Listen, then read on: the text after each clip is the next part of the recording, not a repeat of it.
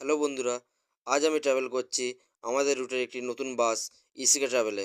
বাসটি বর্তমান দীঘা থেকে বর্ধমান যাতায়াত করছে। আমি বাসটিতে দীঘা থেকে বর্ধমান অবধি গোটা রাস্তা জার্নি না করলেও আমি বাসটিতে জার্নি করেছি কামারপুকুর থেকে বর্ধমানের উদ্দেশ্যে।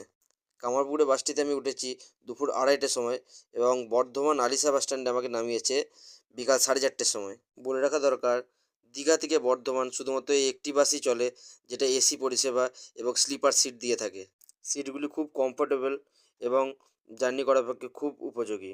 এই বাসটিতে আমার ভাড়া পড়েছে কামারপুকুর থেকে বর্ধমান অবধি মাত্র 100 টাকা, যেখানে নর্মাল বাসে গেলে আমার ভাড়া লাগে 70 টাকা। সেই দিক থেকে দেখতে গেলে বাসের ভাড়া খুবই কম। এই বাসটি রুটে নামার পর থেকে যোগাযোগ ব্যবস্থার একটি খুব পরিবর্তন হয়েছে।